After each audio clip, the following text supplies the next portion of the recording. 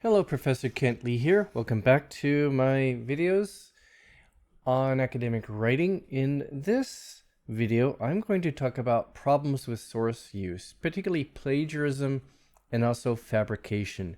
So what is plagiarism? Yeah, it's a bad word, I know. Let's talk objectively about what it is. Plagiarism is copying words or ideas from someone else and pretending that the words or ideas are your own. And this can be through just copying and pasting the text and not putting quotation marks around it to indicate that it's a direct quote, and or not paraphrasing it sufficiently. It's kind of a lazy paraphrase. You change a couple of words, but it's really still a copy and paste job. That and or not citing the source where you got the words or the ideas. So you're passing off words or ideas or information as if they're your own original, unique ideas or words or sentences. So how much do you need to change in paraphrasing? Is it like 53% of the words, 28.5%? There's no criterion. It depends really on the kind of subject, the kind of topic you're talking about, and the kind of source that you're using. And we're talking about unique ideas. Now, if it's kind of common knowledge in the field, like, okay, if I'm writing a paper to linguists, I don't need to define what linguistics is, or I don't need to define how Chomsky would define linguistics, or how another famous linguist might define linguistics. That's probably common knowledge in the field. Certain kind of basic ideas or theories. It depends on my audience. What is my audience familiar with? What does my audience know? So if I'm writing the same thing to maybe somebody who doesn't know linguistics at all, maybe I'm writing to business people, there I might cite Chomsky, but otherwise, no, you don't need to. So you're talking about ideas that are unique. They're not known to much of the audience that you're writing for, potentially.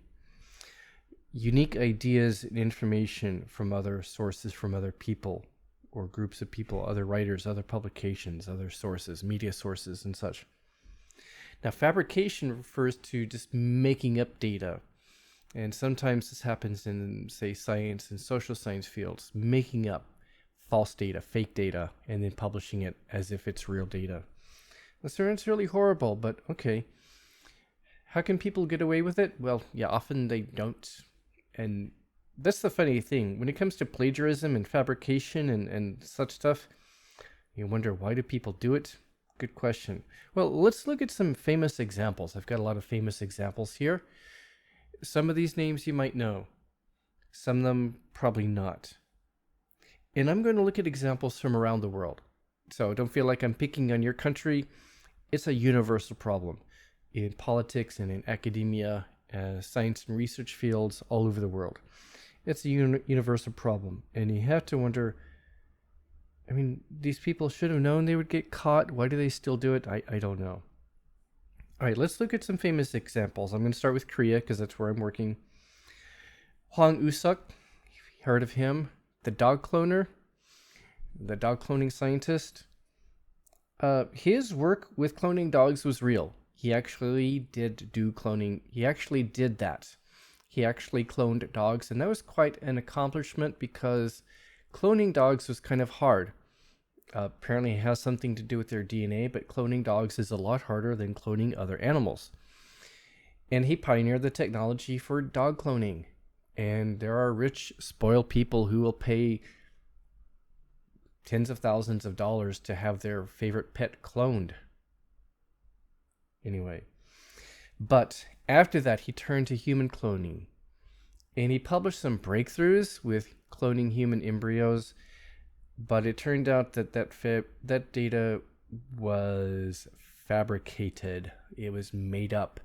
And he did some really bad things in his research. Like, for the embryo cloning research, he made at least one or more of his female graduate students donate their own eggs to the research. Now, that's a violation of laws, international laws regarding human rights and research. There are international laws regarding human rights and research, subjects of research, whether it's medical research or psychology research. They have rights guaranteed under national and international laws and research ethics. This is a serious violation of that. He lost his job. He was a medical professor at Seoul National University, I think. He lost his job, and his scientific and medical career are over. I think he started to work for a private foundation or started his own foundation after that to try to continue his scientific research on cloning. But, governments don't want to give him money, research money, for obvious reasons. So I don't know what he's doing now. Another famous example, Xinjiang, who this is around the same time as the Hwang Usuk story, a similar time in Korea, maybe a little bit later, early 2000s. She was supposedly an art historian. She ran a prestigious art museum in Seoul, Korea. And she was getting a good deal of national attention as she was organizing a big famous art show, I think, art exhibition. But it came to light that her credentials, her degrees, were fake. She claimed to have degrees, bachelor's and PhD degree from universities in the U.S. She had no such degrees. She apparently knew art well enough to fake it, to pretend to be an art expert. And I guess maybe she was smart, but if she was really smart enough, why didn't she just go and get art degrees? She fabricated her credentials. She lied about having degrees in art and art history, bachelor's and PhD in art history from American universities that she did not have at all. And of course, she was fired. She went to jail for a time, and her career is over. I don't know what she's doing now. Now, turning our attention to Europe. Okay, we'll get to the US soon, don't worry. Europe. Around the similar time, early 2000s, or about the same time as Hwang Usuk and his scandal, there was a big scandal in Switzerland and Germany. There was a Swiss researcher. He was a PhD researcher, I think, in superconductivity and physics and engineering from a university in Switzerland, Jan Hendrickson. And he was publishing a lot of papers in science journals. As a PhD student and then later as a full-time researcher, he was publishing sometimes like 36 papers a year. It was a huge amount. And it started to get attention because it was unusually a lot of papers. And people started looking into his papers, and they found that he was recycling the same data and results for different papers. And this is a violation of research ethics. If I submit a paper to an academic journal, it's understood that this is original research that has not been published elsewhere before. This is original research. Now, if I published a little part of it, I did a small analysis, presented it at a conference or published it in a small journal, and then I do a full analysis and I publish it at a major journal, I will say, okay, this is a follow-up or an expanded or full analysis of some data that were first published or first presented there.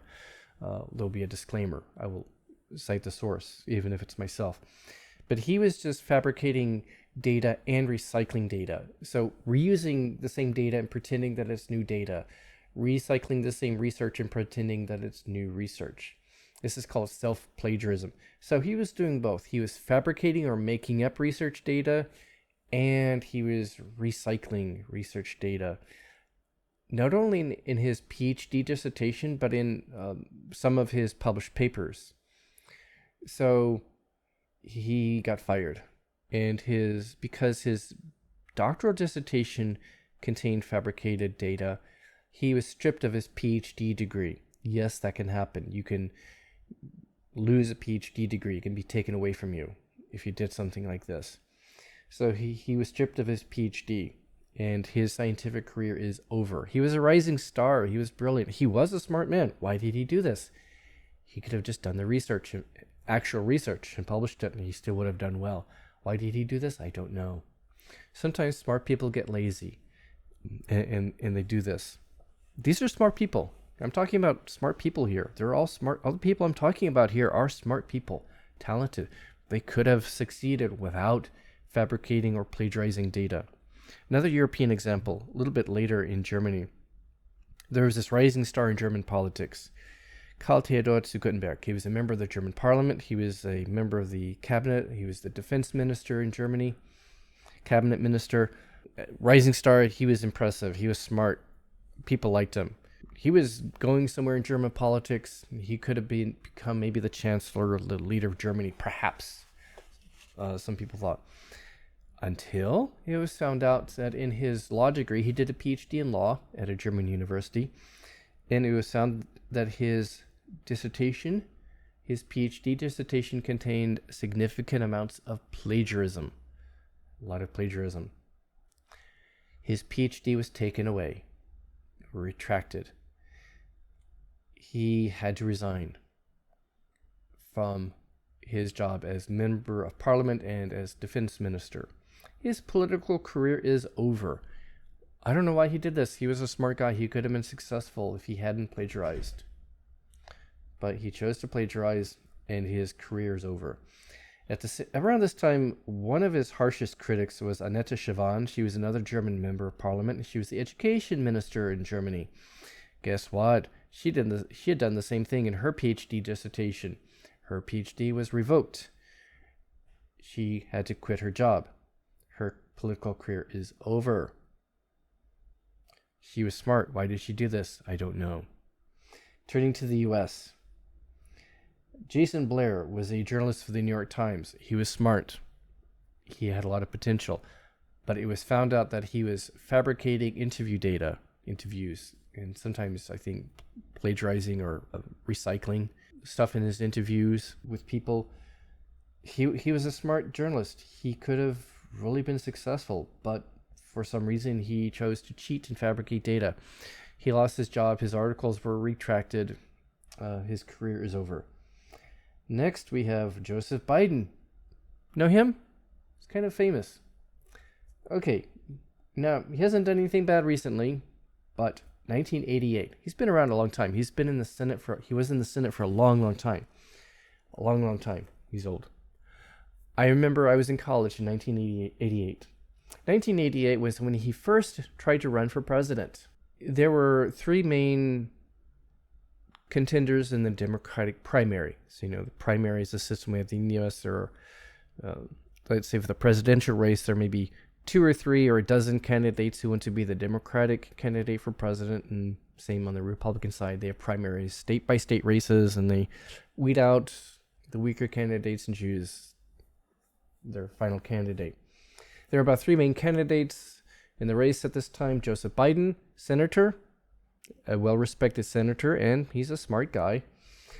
And then Michael Dukakis and Gary Hart, another senator.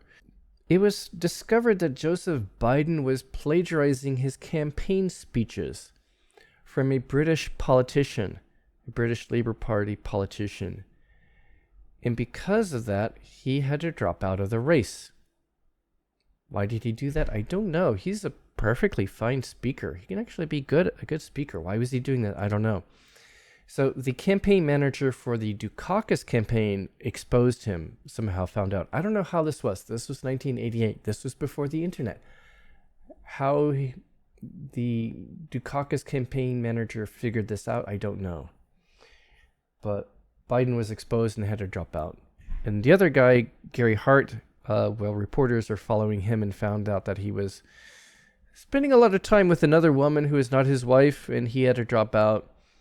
And we're left with Michael Dukakis, who was a really weak candidate who lost to George Bush Sr., who became president, who won the race.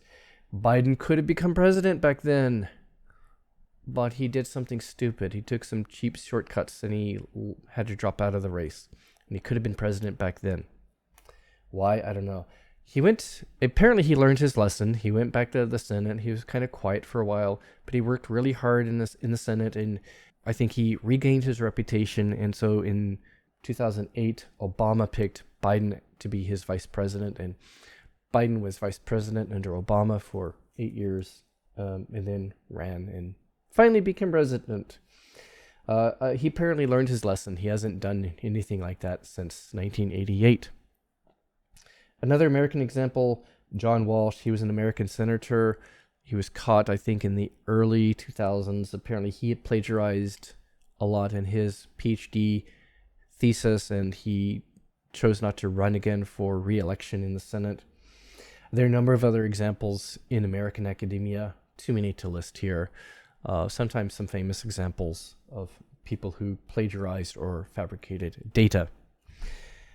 A few other examples, Diedrich Staple. He was a Dutch psychologist, a famous researcher in social psychology. He had published some really interesting, unusual papers on social psychology and human behavior till it was discovered he was fabricating data.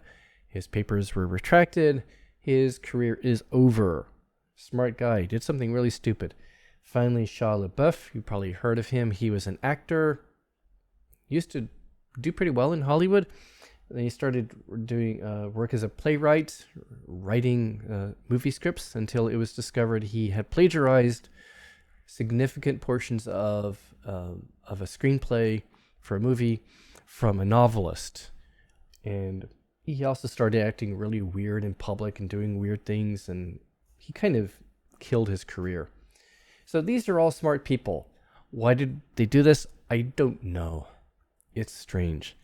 Sometimes smart people get lazy and they do really stupid stuff. And sometimes dumb people plagiarize because they're just lazy and they're trying to do something that they shouldn't try to do, and they take shortcuts, and, well, you're going to get caught.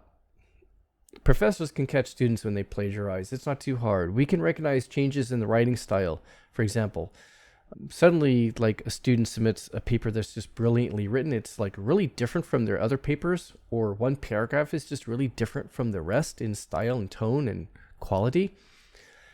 And it's easy to tell. And we can also, of course, besides using plagiarism detection software, I can just Google it. I can just type a phrase from a student's paper and put it in direct quotes in Google. You put something in direct quotes in Google and it searches for that exact phrase. I can search for that phrase and see if it shows up on a Google search, if it was lifted from some online source. And the student either plagiarized by copying and pasting and not changing, or just minimal changes, and or by not citing the source. This has not happened too often, but it's happened from time to time, and I am generous because I do allow the students to live. That's kind of generous of me. I usually make them redo the assignment, and they probably won't ever have a chance of getting an A in my class. That's extremely generous of me, because in the US, a student would get expelled from school for any of this kind of stuff that I've talked about. Even plagiarism on one paper. They might get an F for the class at minimum. Or an F on the assignment, maybe an F for the class. For more serious stuff like fabricating data, getting expelled from school. So I think I'm pretty generous by making the student just redo the whole paper for a chance at a passing grade of some kind. I think that's very generous to me. I'm being a little generous because I'm here in a second language context where sometimes students have language pressure, language anxiety. I understand they're facing some language stress. So I'm a little bit lenient. I want them to learn from the experience and not just, fail the person. I don't want to just fail them and get rid of them, not ever see them. I want them to learn and realize that they can do it. They can do a decent job if they make the effort. So I want students to learn from their mistakes the way that at least Joe Biden learned from his mistakes. Whether you agree with his politics or not, he's a smart man, and he learned from his stupid mistakes in 1988. And I want students to do the same. Okay, in In the next video, I'll talk more about other problems that students have in academic writing and citing sources. So obviously you shouldn't plagiarize, but people do it. And you're going to get caught, especially now that everything is online now. Students are going to get caught, so students should not do this. We'll talk more later about this. Enjoy. Until the next video, goodbye.